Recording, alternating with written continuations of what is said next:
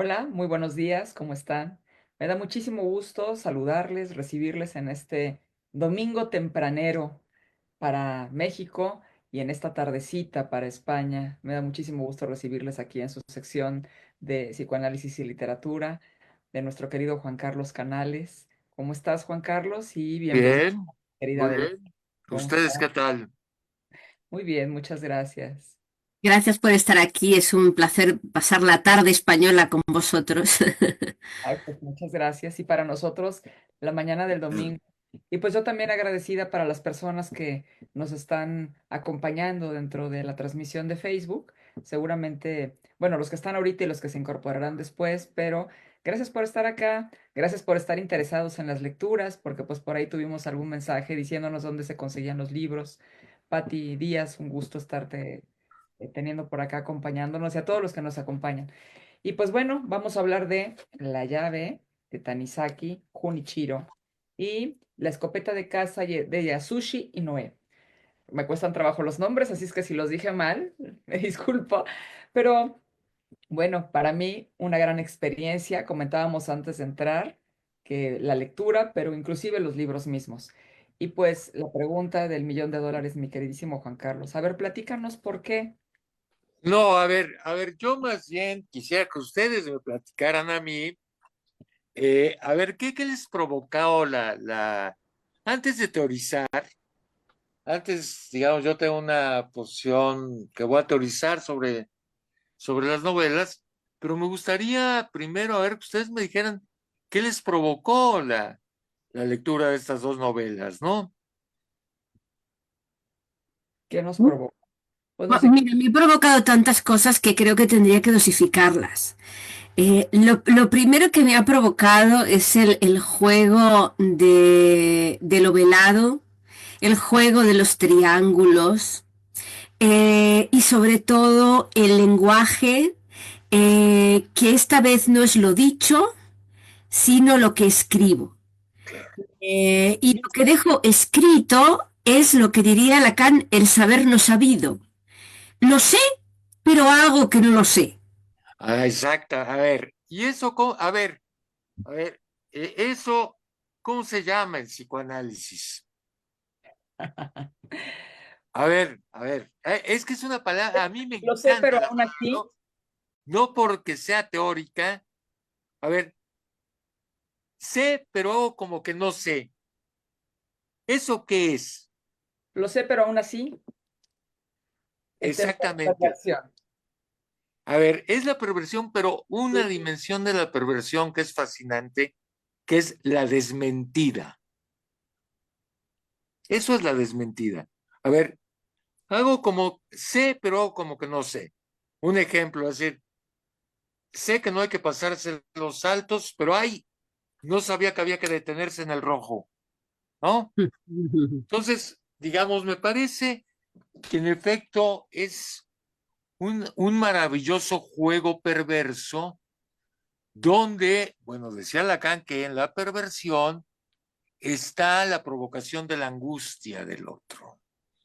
Entonces hay un juego, ¿verdad? De jugar, te escondo, no me escondo, te escondo, para ver cómo reacciona el otro angustiosamente, ¿no? Entonces, bueno, yo desde luego, a ver, les comentaba que he sido un lector de literatura japonesa desde hace muchos años, me encanta, y bueno, me provoca verdaderamente, azoro gran parte de la literatura eh, japonesa. Yo les preguntaba, siempre, bueno, no soy su profesor, ni mucho menos, pero mis alumnos en la universidad, cuando veíamos una película, porque yo siempre he dado clases de cine, literatura, cine y filosofía, antes de empezar a teorizar, siempre se preguntaba, a ver, ¿pero qué les provocó? ¿Qué les provocó en el cuerpo? ¿No? Es decir, ¿qué sensaciones les producen los libros, las películas antes de teorizar? Porque me parece que es muy importante enfrentarnos a eso, a una experiencia literaria tan radical como le hacen los japoneses, ¿no? Entonces, a ver, tanto en el caso de la llave pero particularmente La escopeta de caza, estamos ante una de las grandes novelas del siglo XX. Una novela, La escopeta de caza, de menos de 100 páginas. Es una obra maestra, ¿no? Y desde luego, La llave es fascinante, por eso que tú acabas de decir. A ver, es un tema que hay que subrayar. El juego textual en las dos novelas. Pensemos que se trata de una cadena inmensa de textos, ¿no? Digamos, utilicemos un término tan borgiano, ¿no? Son textos borgianos en el sentido en que Borges habla de, escribe sobre un libro que ha sido escrito, ¿no? Entonces, eso para empezar es fascinante, la creación de un mundo textual, ¿no? En las dos novelas. Segundo, creo que los diarios, en términos generales, y el género epistolar son dos de los géneros literarios más fascinantes en la historia de la literatura. Eh, Piensen, por ejemplo, en las cartas de Kafka, en los diarios de Kafka, piensen en los diarios de Pavese, piensen en lo que significa el género epistolar, ¿no? Entonces, en ese sentido también, digamos, es un recurso literario de estos dos autores fascinantes. Piensen que La llave fue escrita en 1956, se publicó, y La escopeta de caza, que hay un dato, yo no sabía, pero que lo tenemos que tener muy presente, que Inoue era católico. Y creo que se deja ver el tema de la culpa en La escopeta de caza. Eh, de modo fascinante, ¿no? Entonces, bueno, ¿por qué les recomendé estas dos novelas? Bueno, por el tema de la perversión, que fue un tema que tocamos la vez pasada.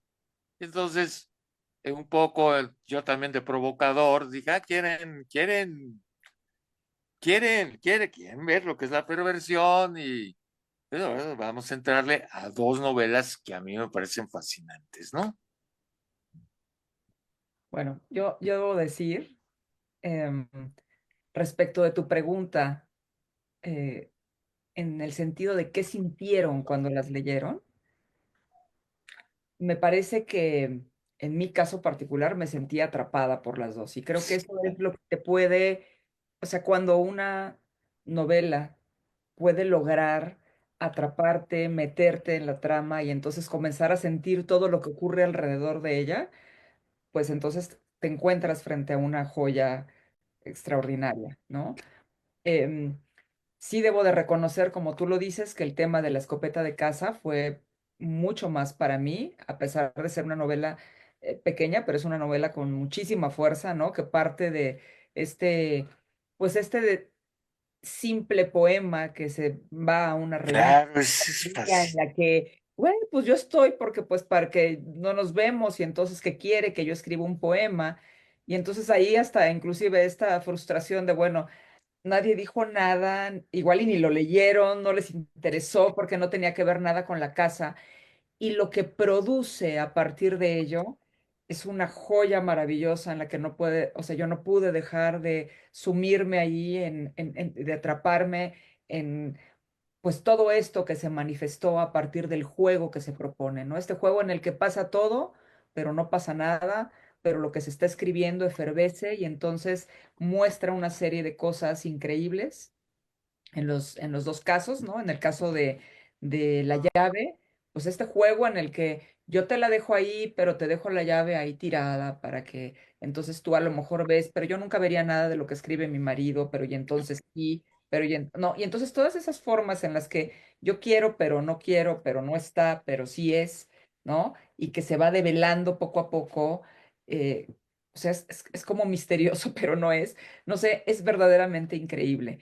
Y en el caso, pues, de la escopeta de caza, pues estas tres vidas que parecieran tan lejanas, pero tan encadenadas, y todas guiadas por este asunto de lo que, de la vida del cazador que dice, ay, pues mira, pues como ya que te interesó mi vida, pues aquí te mando las cartas, ¿no? Pues para que veas que Claro, tiene que ver con mi vida. claro. Y lo que eso muestra, como decía Belén al principio, respecto de todo lo que tiene que ver con, pues ya la subjetividad, este tema de lo que se muestra ahí, ¿no? De la perversión, pero también mucho de la culpa, la neurosis ahí. Ajá, claro, sí. No puedo permanecer viva en el momento en el que yo me doy cuenta que la que se supone que no sabía sí sabe, y entonces ya me fui, a pesar de que viví la mejor de las experiencias de mi vida, ¿no? O sea, me resisto al deseo, pero ahí está, pero entonces voy a ser la más pecadora de todas, pero híjole, pero sí se dio cuenta, adiós, ¿no? Entonces, Oye, pero a ver, has tocado un tema que me parece fascinante en la llave, el deseo. ¿Cómo es el juego del deseo en la llave? ¿Se lo preguntaron? Bueno, cuando preguntabas tú qué nos había inspirado después de escucharos, a mí me inspiró colocarme en un lugar verdaderamente voyurista. Eh, Claro, Necesitaba curiosear en los dos libros sobre todos esos goces que estaban hablando. Yo quería saber más sobre sus goces, porque realmente esas relaciones humanas que se narran ahí no son relaciones amorosas. A mí me resultaban relaciones de goce.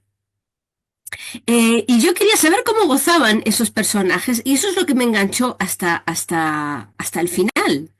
Y me sentí enganchada a curiosear sobre esa manera en la que ellos habían dicho gozar, ¿no? Y quería saber desde el principio hasta el final cómo se desarrollaba aquello, pero de una manera bastante voyurista. totalmente, claro, totalmente. sí, Y además, perdón, en el caso particularmente de la llave, comparto con Belén absolutamente, o sea, este claro, punto en el que exacto, lo que se ve ahí es este tema de goce y como que tienes ganas de ir a más, a más, a más, a más, hasta el final de la obra, que no precisamente me pareció dentro del tema de la escopeta de caza. Ahí claro, no, claro. me parece que hay una diferencia, ¿no? Pero del otro lado sí, de acuerdo con Belén en este asunto de estar ahí como deseando saber más de eso, ¿no? Que te están mostrando. A ver, en efecto, yo estoy de acuerdo que lo que está en juego es la pulsión escópica, ¿no? Para usar un término técnico. Pero acuérdense, digamos que hay algo fascinante dentro de la pulsión escópica, y Freud lo vio. Es decir, el tránsito de la sexualidad animal a la humana es la mirada. Es decir, entonces estamos ante la esencia de el erotismo humano, que es la mirada, ¿sí? Me parece también que es muy importante este apunte que hace Belén, el tema de la mirada. Y otro tema que a mí me parece fascinante, que es el deseo mimético del que hablaba René Girard. Es decir, bueno, lo vio Lacan, lo vio Freud. En el deseo están tres o cuatro o cinco, ¿no? Es decir, cómo se juega este deseo de la pareja de la llave en relación a un tercero, y todos están jugando el deseo en relación a un tercero, hasta la hija de esta pareja. René Girard, que es una de las figuras intelectuales más interesantes de Occidente, hoy es mucho más conocido. Por ejemplo, es autor de un clásico, La violencia y lo sagrado. Él trabajó fundamentalmente temas de antropología de lo sagrado y ligado a la violencia, pero también fue un gran crítico de literatura. Y para él la condición del deseo es tripartita, es lo que llama el deseo mimético. La demanda de Lacan, ¿no? Es decir, nadie quiere ese juguete, pero a partir de que un niño lo quiere en la escuela, todo el mundo lo quiere. Entonces yo creo que hay una plena conciencia por parte del marido, Gizuku, si también los nombres, de Ikako. El marido de Ikako es plenamente consciente que su deseo está en función de los celos que le pueda provocar Kimura. Es decir, hay una condición tripartita y es lo que René Girard llamaba el deseo mimético. Tiene un libro que se llama Verdad Romántica, Mentira Romántica y Verdad Novelesca, y otro que se llama Mímesis, Literatura y Antropología, donde desarrolla varios, pero varios ejemplos sobre el deseo triangular en la literatura, ¿no? Es decir, yo deseo a partir que el otro desea lo que yo estoy deseando, o mi deseo crece, ¿no? Creo que es también una clave importante en la llave. Ese deseo triangular en el que incluso hasta la hija acaba participando, ¿no? Bueno, el deseo triangular, como tú dices, está muy patente entre el padre, la madre y la hija, el padre, el amante y la hija, el esposo, la esposa, el amante. Es decir, todos triangulan, pero al final lo que me parece sorprendente, me parece aquí la bomba final, es que al final aparece esa mano que mece la cuna, que es la hija. Claro, claro, Impresionante, es decir, el colmo de la historia edípica. claro, Brutal, me parece. claro. Que finalmente lo que se revela es que siempre estuvo moviendo todo, Sí, ¿no? por Algo que supuesto. nunca nadie se esperó, que finalmente es como bien dice Belén, la bomba, ¿no? Que es algo que siempre estuvo en manifiesto y que siempre estuvo ahí viendo cómo hacía las cosas, dónde las ponía, cómo las hacía, y nadie se dio cuenta de nada, ¿no? Pero ¿no será acaso que ella entiende esa condición del deseo mejor que nadie? Em, El tema de destronar a la madre, porque al sí, final destrona a Claro, la madre, que es el colmo ya del Edipo, y parece que ella es la que ordena los goces eh, claro, de todos ellos, ¿no? sí. claro, Yo más que deseo ahí hablaría de goce, efectivamente. O sea, entiendo el deseo desde donde tú lo planteas, desde Girard, pero me parece que yo lo que veo ahí es exactamente, o sea, ella es la que está haciendo, ordenando los goces, claro. para al final ella destronar a la madre. Y entonces ser ella la que se coloca en ese papel. Entonces todo se acaba, ¿no? Y qué bonito al final cuando estás leyendo el libro y te das cuenta que tú mismo, introducido por ese goce también voyeurista de averiguar qué ocurre, Claro. termina sabiendo demasiado cuando quita el velo y entonces entra lo siniestro, Sí, porque entra la hija que no se la esperaba, entendiendo que una vez que quitas el velo es ella la que está detrás de todo. Claro, de hecho, eso que dices, Belén, es cierto. O sea, todo eso siniestro que se revela, que se puede ver en el último capítulo del tema de la llave. O sea, hasta la manera en la que se propone, la manera en la que se muestra, cómo lo va descubriendo la madre. Como que me parece que hasta la escritura va cayendo de tono, va cayendo de frecuencia, como en esta sorpresa, como en esta parte siniestra que se abre para dar cuenta que siempre hubo un operador ahí, ¿no? Alguien que estuvo, dice Belén, la mano meciendo la cuna escondida, pero ahí estuvo todo el tiempo, ¿no? La claro. que, la que se aislaba en las borracheras, pero no pasaba nada, la que siempre estaba pendiente de las cosas, la que siempre estuvo ahí ¿cómo se llamaba? Con el Isu, no, con Kimura. Con Kimura, ¿no? La que estaba ahí con Kimura, pero no me gusta, pero sí, o sea, no diciendo nada, pero haciendo pensar que algo ocurría, ¿no? Y ahí moviendo todas las cosas de la manera a terminar magistralmente como termina, con una sensación, yo me quedé en el punto final con una sensación de, sí, siniestro, ¿qué pasó? O sea, como así, o sea, como, Yo me, yo, yo me llevé luz mi castigo.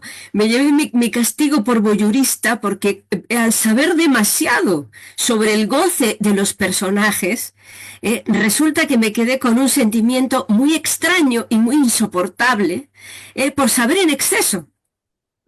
sí, Me o había sea, pasado de saber yo sobre quería su... decir como, ¿qué sigue? O sea, ya fue lo siniestro, ya fue. Y luego, o sea, me vienen diciendo todo y luego ya no, exacto, así, ¿no? Como, ah, así. Qué bueno que yo leí primero La llave y después leí la de la escopeta de caza, porque entonces la segunda fue como un refresco a todo esto que me quedé así como en la sorpresa. Pero sí, es increíble lo que nos pudo mostrar Junichiro, ¿no? En la obra. Sí, bueno,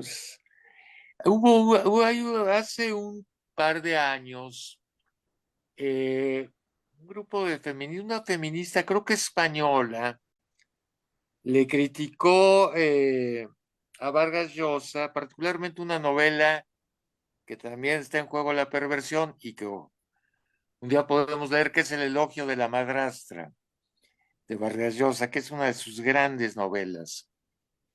Y entonces, Vargas Llosa dice, bueno, uno en la literatura indaga posibilidades de la condición humana, no está haciendo defensa de nada, ¿no? Que es un poco el debate que hoy se tiene en torno a si prohibir o no prohibir determinada literatura, determinadas películas. Tú, bueno, Luz, no lo sé, no lo sabes, Belén, pero hace unos años, una periodista mexicana, que además tiene que ver con Puebla, pero ahorita les comento por qué, publicó un libro, Los demonios del Edén, donde Mm, afirmaba que Y de Acacho. películas como novelas como Lolito, películas como El oscuro objeto del deseo, invitaban a la pedofilia, ¿no? Eh, bueno, es absolutamente insostenible eso, ¿no? Digamos, empíricamente, ¿cuánta gente leímos Lolita? Y jamás eh, tuvimos un pasaje con un adolescente, ¿no? Donde además el profesor es la víctima, no la adolescente, ¿no? Pero, digamos, esto lo que nos revela es las posibilidades de una dimensión de la condición humana en torno al deseo, ¿no? Bueno, claramente sí hemos mostrado cosas reiteradamente aquí de la condición humana a través de la literatura. Es mucho de aquello que no queremos saber de lo que es lo humano, ¿no? O sea, Claro, hay una imagen del humano que quisiera mucha gente que fuera la que estuviera ahí. Y pues leer este tipo de cosas, que no necesariamente quien escribe las ha vivido. O sea, pero la ah, condición de posibilidad de que las puedas escribir te hace que eso sea algo que es del orden de lo humano y que está ahí. Entonces, claro. como tú dices, o sea, no es un tema que vayas a tomar clases de esto y entonces vas a tener la llave y el diario, o sea, no, ¿no? Pero sí, Ahora, si sí toca alguien de fuerte ustedes cosas, ¿no? anda en un triángulo amoroso, en los siguientes días no me van a echar la culpa a mí, ¿eh? No, hombre, no te preocupes. Una historia que me ha parecido muy interesante en los dos libros, que es la especie de matriosca literaria.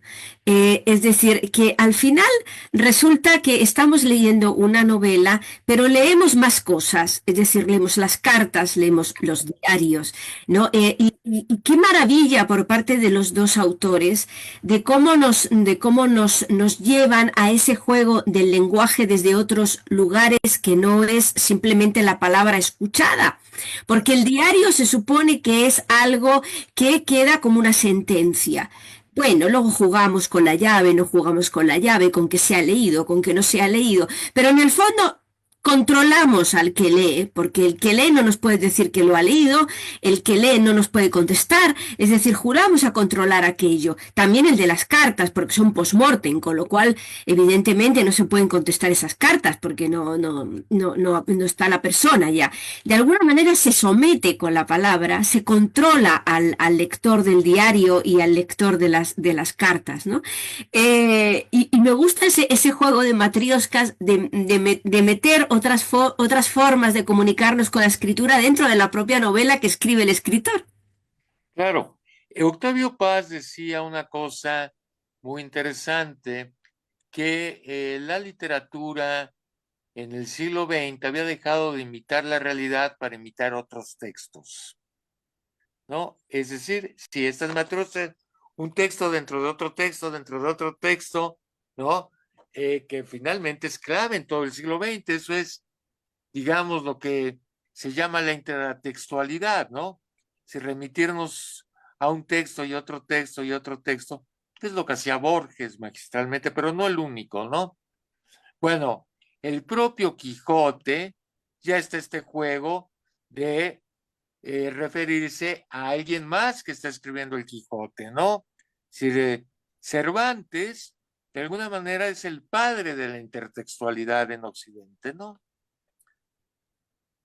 Sí, sí, qué bonito esto de, bueno, pues sí, claro, o sea, la intertextualidad y las matriuscas, esto como lo señalas, Belén, como lo señalas, Juan Carlos, porque sí, por supuesto, o sea, estás leyendo el texto y no te puedes deshacer de lo que ahí viene, o sea, estás atrapado por lo que se señala en el diario en principio, ¿no? Hablando de la llave, estás atrapado por todo lo que se mueve ahí, pero también estás inquieto por lo que se va a generar, por lo que dice el otro, por la respuesta que va a dar, por lo que se produce, por el diurexito que va a poner para que no lo vea, por el tema del alcohol. O sea, estás atrapado por todo eso, pero al mismo tiempo se despliega toda esta posibilidad de lo que te puede decir de lo humano en ello. O sea, Sí. efectivamente estás atrapado y yo creo que eso es tal vez un poco lo que podríamos hablar de la perversión, ¿no? Porque no te puedes mover de ahí.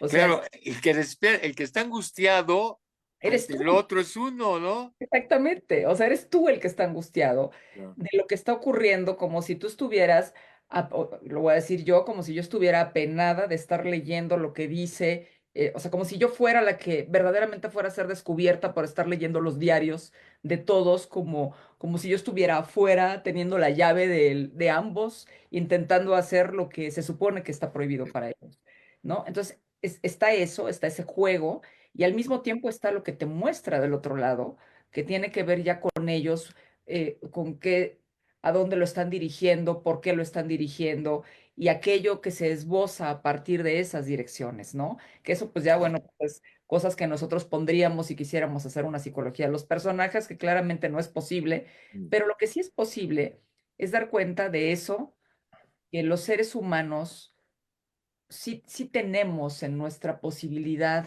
de vida, o sea, eso que ahí está. Eso que podrá gustarnos o no gustarnos, pero nos resulta atractivo porque por algo estamos de voyeuristas. No, por Ya, supuesto. o sea, por alguna razón estamos ahí atrapados, angustiados con lo que el autor nos propone. O sea, atrapados por eso, pero descubiertos, atrapados de otras cosas por las cuales estamos ahí, como en el cerrojo, ¿no? Viendo, no ser descubiertos, pero leyendo todo. Entonces, me parece que eso es interesante. Y bueno, nada más, dice Patricia Díaz en el Facebook que ella sintió la pasión al leer ambas novelas. Y Rosalinda Martínez dice, a mí me ocurrió lo mismo, estuve de voyeur toda la novela y al final me quedé con querer ver más. Sí, Exacto. claro, claro, claro, ¿no? O sea, sí, no me gusta, pero aquí estoy, ¿no? Aquí estoy viendo. Exacto. Sí, Hay sí. un tema que me resultaba interesante y es ver cómo en el fondo, en ese saber no sabido que hablábamos al principio, hay una especie en la perversión de los que escriben las cartas, de los que escriben el diario. Hay una especie como de agresión cobarde en esa perversión. Es decir, porque en el fondo, ¿por qué no se habla? No se atreve uno a hablar, pero sí me atrevo a escribirlo. Entonces, ¿cómo utilizamos lo escrito, lo que creemos controlar para someter? Porque de alguna manera jugamos con lo que tú no puedes contestar para someterte a lo que yo digo, porque he hablado, hay una dialéctica y el otro me puede hacer. Entonces, claro que me parece que esa perversión o ese perversear los asuntos, en el fondo llevan una agresión y una cobardía, ¿no? Y no sé si esto puede ser así o es que realmente se goza con eso. Pero se goza, ¿no? Yo creo que se goza. Híjole, pues no sé, creo que la pregunta está abierta. No lo sé. no sé, quien escribe, yo creo que de alguna manera sí está intentando provocar algo del otro lado y esto que se escribe, que no puedo decir, que no quiero decir, porque de hecho, por ejemplo, cuando empieza la llave, dice, ay, yo y los nombres. Bueno, Tanizaki es el, sí, ¿verdad? Tanizaki es el autor. No, no, no, el protagonista, el que se... El Kimura, Kimura. No, Kimura es el amante, el ¿no? amante. No, no, no. Ikuko es ella y él es... Él no tiene nombre. A él Él, no... Ah, pues con razón. eso es un Entonces, dato importante. ah, mira, y hasta ahorita me está cayendo el 20. ¿Qué tal? Bueno, él, ¿no? Ya hasta se me fue el avión, pero empieza justamente escribiendo de la imposibilidad que tiene de poder con Ikuko eh, establecer algún tipo de lazo que haga que pueda ser comprendido, ¿no? O sea, ella tiene un placer, o sea, ella tiene un placer sexual recurrente que yo no estoy en condiciones de poderle cubrir de la manera en la que ella lo quiere, pero si a mí me estimulara más, si yo pudiera esto, pero yo se lo he dicho, pero ella dice que es tradicional y que no, y entonces no puedo más, recurro a escribir, ¿no? O sea, no sé, sentí como que cuando las palabras, o sea, eso es lo que yo sentí en esa parte, ¿no? Las palabras no me alcanzaron para poder producir algo, lo tengo que traer acá, ¿no? Y entonces en el camino me parece que es cuando ya se construye el juego, que es maravilloso. Pero sí, sí no sé si en todos los casos sería una cobardía. Por ejemplo, sí me parece que Ikuko sí es una cobarde agresiva para utilizar lo que estaba señalando, Belén. O sea, porque ella sí está ahí como que jugando al doble juego, ¿no? O sea, no, no sé, o sea, lo escribo y ahí sí digo todo lo que puedo escribir y lo que no quiero y este no me gusta y este no, no esto, o sea, un chorro de cosas y después todas las contradicciones en las que se mete, pero no sé si Deja él, al marido en muy mal lugar, ¿no? Porque finalmente ella tiene, digamos, una... A ver, yo creo que aquí, cuando la volví a leer, bueno, está un poco en eso, no hay relación sexual, ¿no? Es decir, primero hay una simetría, ¿no? También en los deseos. Y también hay una posición del marido muy neurótica de querer ser el garante del deseo de ella, la mujer, ¿no? Creo que es una posición muy neurótica, pero sí, en efecto, ella está jugando con no la haces, maestro, no, y no sabes ni siquiera lo que traigo, ¿no?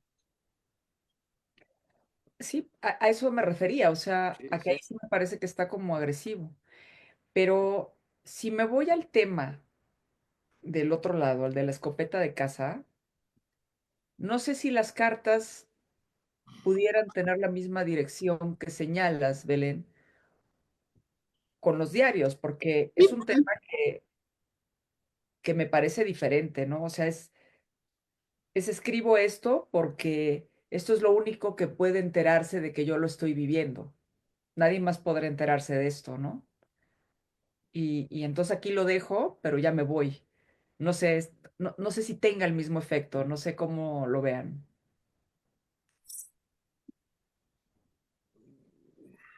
A ver, Belén, bueno, Muy agresivo. es muy agresivo, claro, es muy agresivo y es muy siniestro. Es decir, ¿por qué? Porque entonces lo que no puedes hablar lo llevas a otro lado, ¿no? Eso es lo siniestro, ¿no? Mm. Ahora, yo creo que hay dos dimensiones de la angustia distintas, ¿no? En una novela y en otra, ¿no? Es decir, creo que son dos dimensiones de la angustia totalmente distintas, ¿no?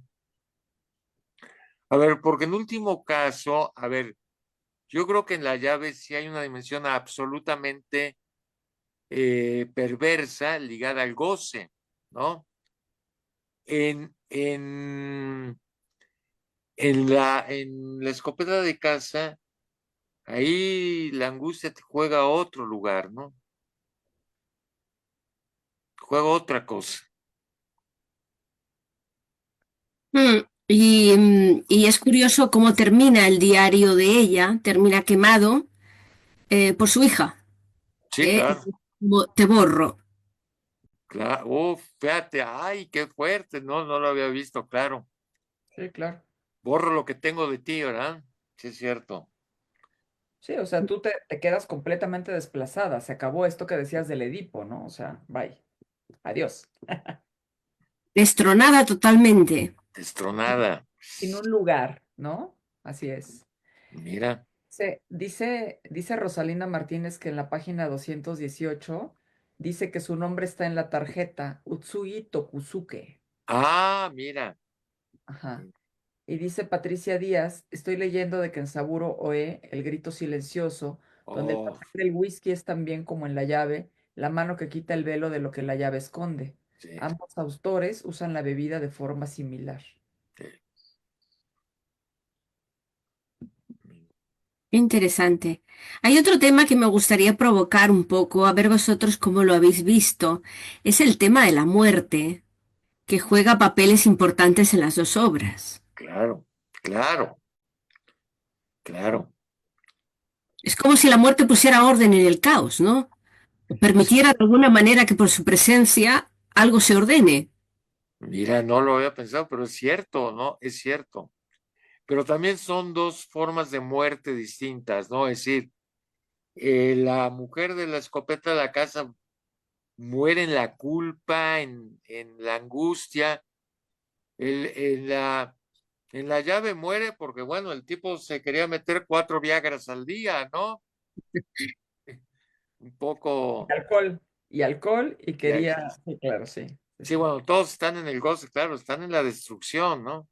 Sí, sí, es interesante lo que señala Belén. Efectivamente, Sí, esta circunstancia estructural en el que la muerte, la falta, tiene ahí exactamente esa posibilidad de hacer corte y de ordenar, de estructurar, ¿no? Porque sí, sí es cierto, o sea, en ambos casos lo que se nos muestra es un tema de absoluto caos. O sea, lo que está ocurriendo es un caos continuo que va increciendo, es un goce que es simple y sencillamente, o sea, va a más, hasta que llega el punto en que no puede ir a más, ¿no? Y es la muerte exactamente lo que dice acá. Y del otro lado, pues igual, ¿no? O sea, aunque ahí la muerte, pues efectivamente la impone ella por quedar expuesta como la pecadora frente a la que se supone que no tenía que descubrirla, ¿no? Es como ella, digamos que poniendo orden de algo que estaba desordenado 13 años antes, pero sí, al final de la historia, lo que se muestra, pues es ese caos que se corta necesariamente porque hay algo que está desbordado, ¿no? Que corta, pero, a ver, pero no también finalmente la muerte está estructurándolo todo, no solo es el corte, sino lo está estructurando todo, todo, sí, sin duda. ¿no? O sea, a lo que me refiero es a que justamente ese corte final, ¿no? Es el que está como que digamos que moviendo las cosas y cuando se presenta lo que hace, pues es corregir ese caos que se desbordó. O sea, sí estoy de acuerdo contigo, se estructura todo, ¿No? pero ahí particularmente sí hay un caos en Claro. ambos espacios, ¿no? Ah, estaba yo pensando que como ambas novelas nos cuentan historias de goce, de cómo gozan los amantes, los hombres, las mujeres, en sus relaciones gozosas, el amor no está ahí. Como un imaginario, como diría Lacan, ¿no? El amor no está simbolizado, porque no hay amor, estamos hablando de otra cosa, estamos hablando de goces, de sexo, de cuerpos, de objeto sexual. Entonces quizá yo creo que es por eso que falta simbolismo, hasta que llega el simbolismo de la muerte, y entonces hace crack con todo y obliga a ordenar de otra forma, ¿no? Pero creo que es toda una historia sin mucho simbolismo, hasta que no llegamos al final, algo que no tenemos más remedio que simbolizar, que es que vamos a faltar o nos va a faltar alguien para siempre y no nos queda otra que ordenar el caos, ¿no? Pero el caos se produce porque en realidad no es simbolización amorosa. Oye, pero hay permanentes referencias a yo amo a mi marido, ¿no? Es decir, sí hay referencias al amor. Sí, pero las relaciones de goce. Sí, bueno, claro, ya. Ujú. Sí, Eso me llamó la en la atención. en la llave me parece sí, este, pero de pronto me pongo a pensar, Belén, Juan Carlos, en la última carta, la de Psycho, en Ujú. donde me parece que sí hay varias referencias a las formas de amor. Entendemos que no hay amor uno solo. Me estoy acordando justamente del seminario 8 de Lacan y que tiene que ver con el tema del banquete de Platón y estas formas de expresión de los griegos en cuanto a no un solo amor, ¿no? Y que ahí, por ejemplo, ella pone a jugar, pone en la carta, el autor pone a jugar el tema de ¿qué es lo que tú quieres? ¿Quieres amar o tú quieres A ser ver, amado? ese es el tema, ese es el tema. ¿No? Ese yo creo que es el tema. Es el tema de la escopeta de caza. Ujú. O sea, porque ¿qué se juega ahí? O sea, ¿es lo que tú entregas o es lo que tú quieres recibir?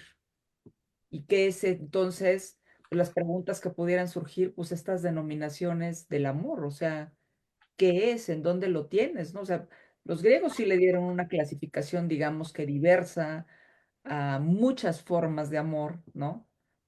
Y de pronto este capítulo en particular, bueno, esta carta en particular, pues me lleva a preguntar eso, ¿no?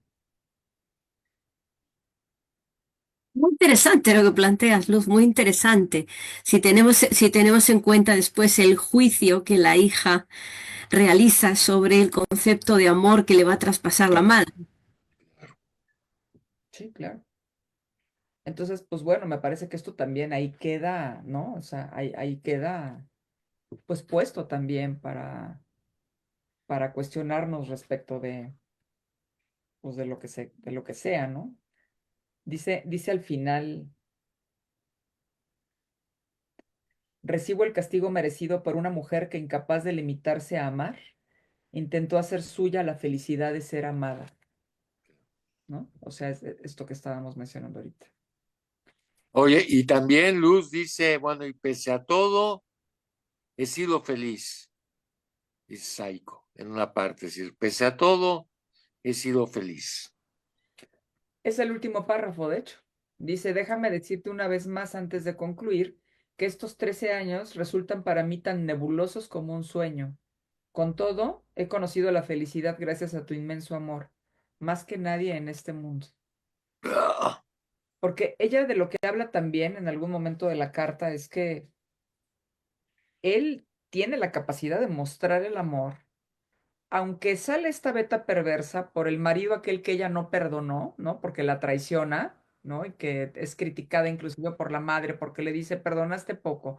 Pero cuando llega este pariente, este eh, que sale ahí, le dice, oye, por cierto, fulanito se casó. ¿Cómo? Sí, se casó y en el hospital tal, no sé qué, tiene una casa.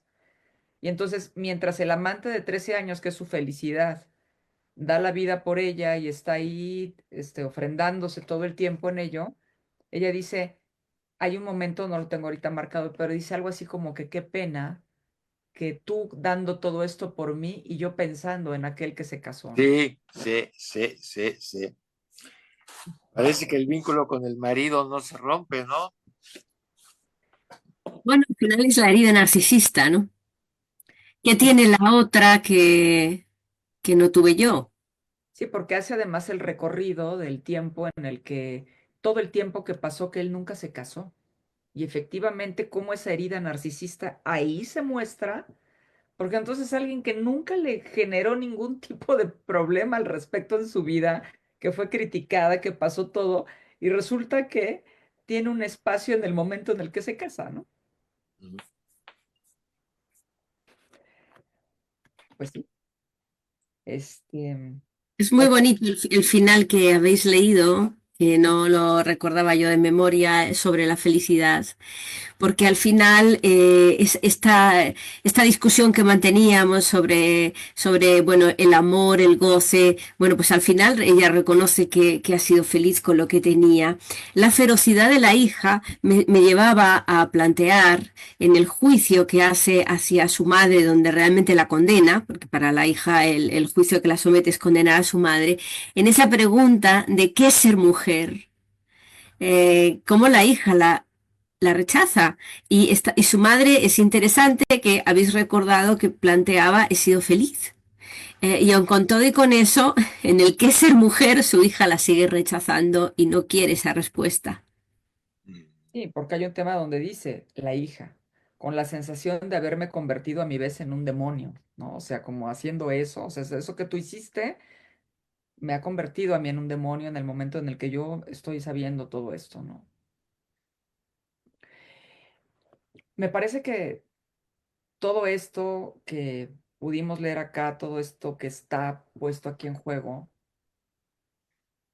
pues es esto que decíamos en un principio, o sea, todo esto que nos muestra respecto de la felicidad, del goce, del amor, o sea, todo eso que está ahí puesto todo el tiempo, ¿no? Y hay ocasiones en que nos tropezamos con querer estar cuadriculando, dejando conceptos absolutos, cerrados, de cosas que son tan enormes y que en este tipo de textos que nos has traído, Juan Carlos, podemos ver esa enormidad que nos puede expresar estos dos autores y todavía debe haber más, ¿no? Pero nos permite ver eso, que a veces nosotros lo vemos tan nimio, tan cerrado, ¿no? Y que no queremos voltear a ver que pueda existir mucho más,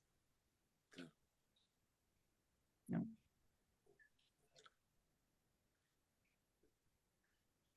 Y es.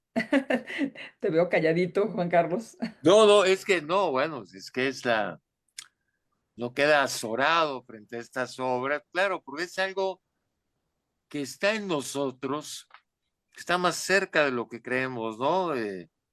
Si de eso que creemos que está lejos, de pronto se revela que es parte nuestra, que es lo más próximo a nosotros, ¿no? Por eso se vuelve tan fascinante la literatura, ¿no? Porque finalmente nos descubre dimensiones de nosotros mismos. Pues sí, que finalmente eso es lo que tratamos de identificar en este espacio con todas estas tareas que nos dejas, mi querido Juan Carlos. Pues bueno, pues con mucho gusto hemos llegado al final de nuestra transmisión del día de hoy y pues preguntarte qué será para la próxima. Bien, bueno, a ver, encontré un caso, no sé si yo me acabo de enterar de este caso de esta mujer francesa Giselle Pelicot. No sé si supieron del caso, caso judicial. Sí, Sí. Bueno, y esto me remitió precisamente a otra dimensión digamos, del deseo y a un tema ligado a también a la literatura japonesa.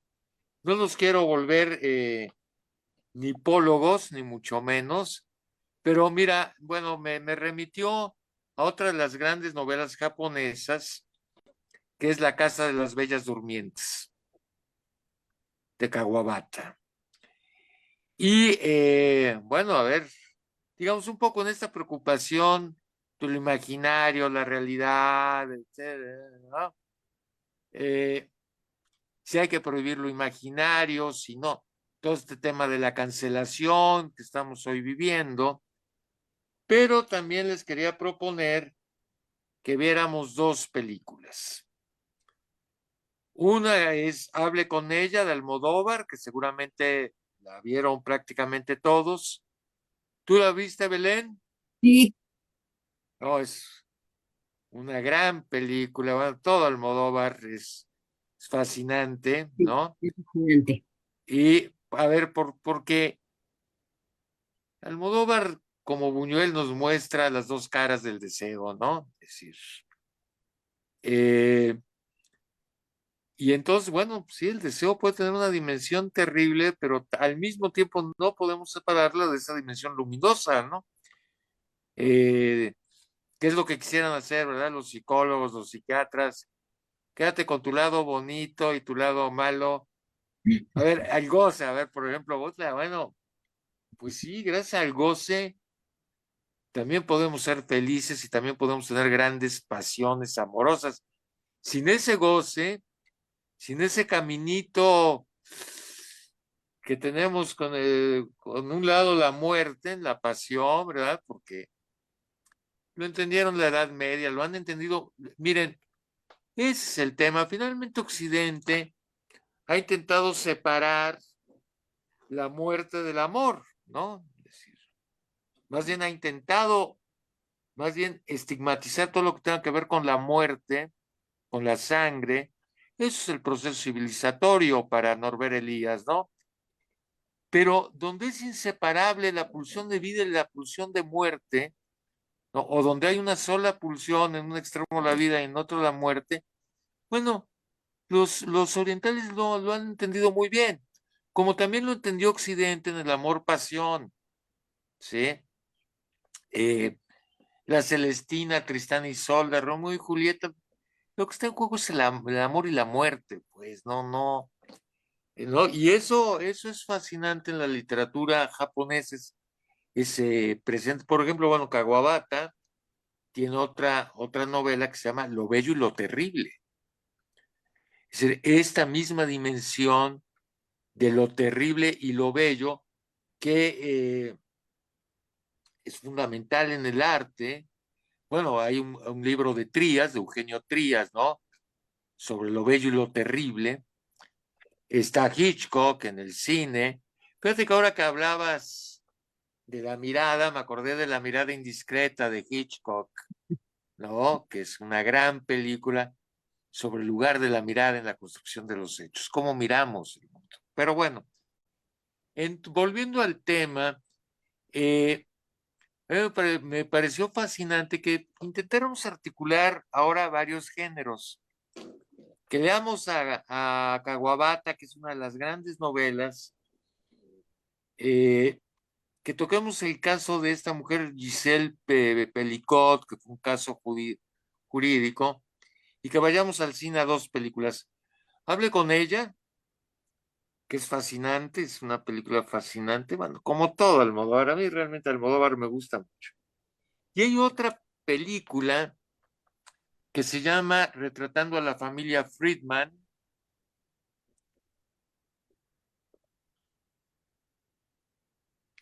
sobre un caso de pedofilia en el estado de Nueva York. Fue un caso real de pedofilia. Cómo se fue generando el caso, ¿no? Y bueno, esto nos va a llevar a muchas reflexiones, pero a mí siempre me gusta, bueno, las clases que daba en la universidad, literatura, cine, filosofía, ¿no? El otro día, creo que hablé aquí de él, hay un filósofo hispano-catalán, porque él no se reconoce como catalán completamente, no es nacionalista, Luis Roca Jusmet, que tiene, bueno, dos libros importantes, Manifiesto por una vida verdadera y un libro que es sobre Pierre Hadot y Foucault, que es, ¿cómo se llama? Se acaba de reeditar en México, no está circulando, pero es un tema sobre, no me acuerdo el título, bueno. Y entonces el otro día hablaba muy bien, publica en Facebook pequeños textos, pero de una agudeza y de una precisión impresionantes.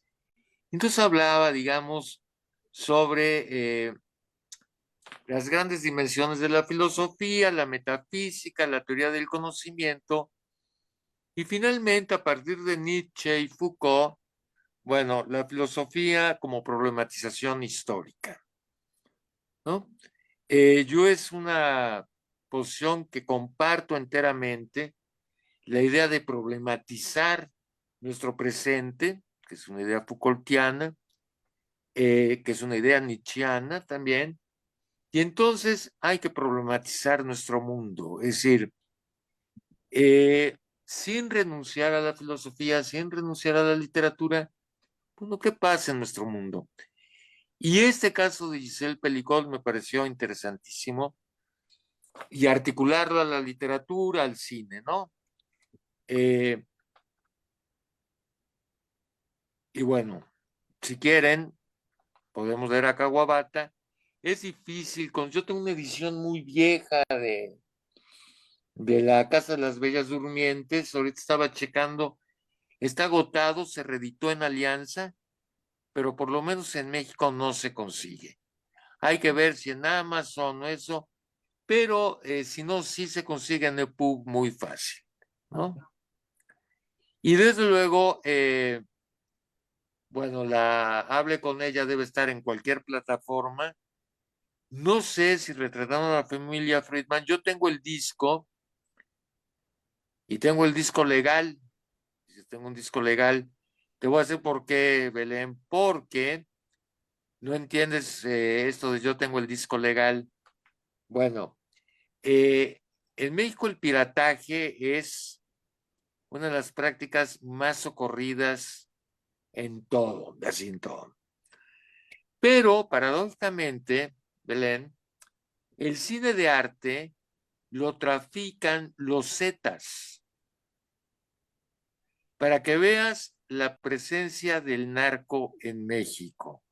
Si no solo trafican drogas, no solo trafican cuerpos, sino también producen cine de arte. Hace 2 años que di un seminario en la Universidad para Adultos de la Universidad Autónoma de Puebla.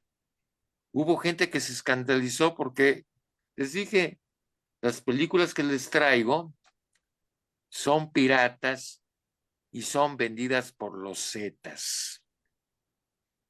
¿Cómo es posible, profesor? Bueno, no hay otra posibilidad, al menos que ustedes compren las películas en una tienda en España, todas legales, pero que quién sabe cuánto cueste, ¿no?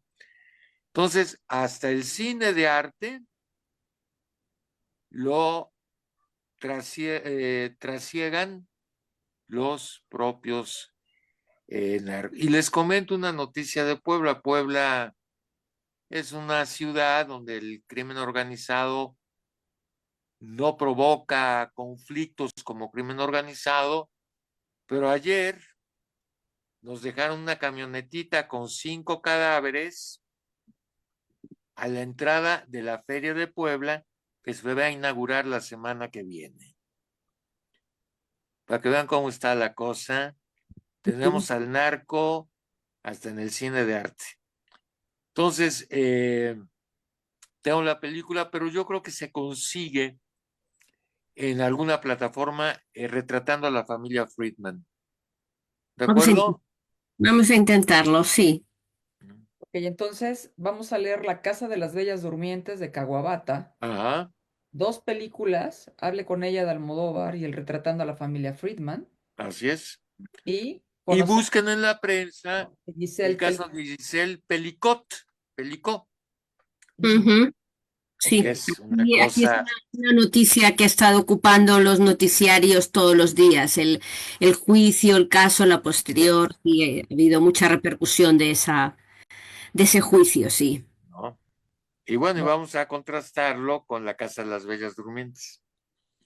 Muy bien. ¿De acuerdo? Bueno, pues feliz Perfecto. domingo. pues por acá los Eh, vamos a eh, ver entonces en un mes con esto.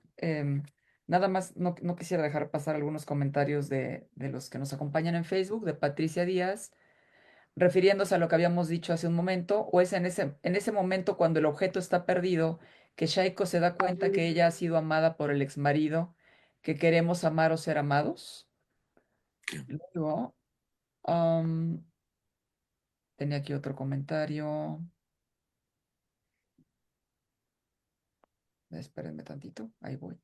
Aquí lo tenía, ya se me fue. Ya no tenía otro comentario, nada más era de Pati. Lo siento. Si alguien se me fue, lo siento. Este, pero bueno, pues aquí estaremos entonces viéndonos la próxima de literatura en psicoanálisis. Les avisamos de la fecha en nuestro anuncio. Y pues bueno, pues seguiremos hablando de esto. Muchísimas gracias, Juan Carlos. Muchísimas gracias, Belén. Gracias por confrontarnos con el goce, con el deseo que no es lo que se anhela, sino lo que a veces descubrimos que no es precisamente lo que quisiéramos tener, pero tenemos, y que eso nos confronta como seres humanos. Y pues por aquí nos seguimos viendo. Que tengan felices vacaciones quienes vayan a salir de vacaciones, ¿no? Hay una semana de medio asueto por lo menos los últimos días, así es que ojalá lo disfruten y nos vemos de regreso por acá. Muy Un bien. saludo muy fuerte. Adiós. Gracias. Ustedes, Cuídense. Nos vemos. Bye bye. por Chao. Chao. acompañarnos. Chao. Chao.